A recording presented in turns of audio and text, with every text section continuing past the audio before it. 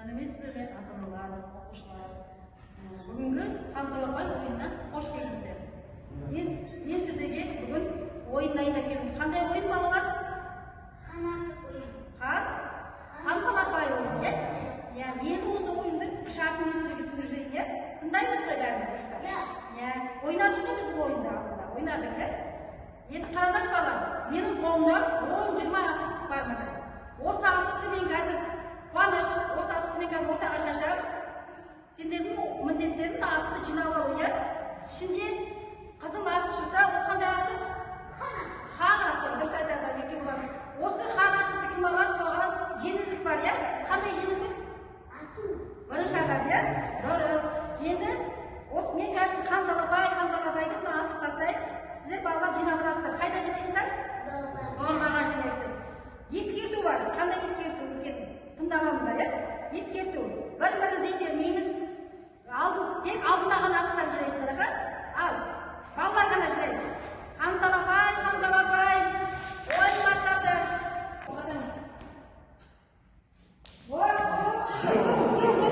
Ол кесте, шыққан аласың. Аға келесің, тағы атасың. Жылдамды қабылды.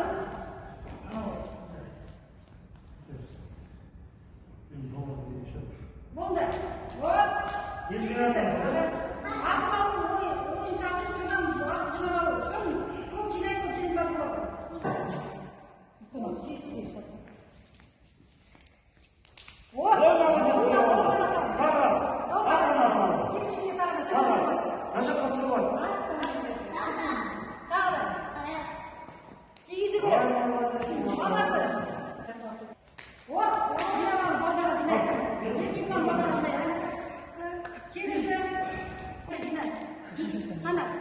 Енді сана қайша? Сана, сен өзің сана жерге шаштар жина.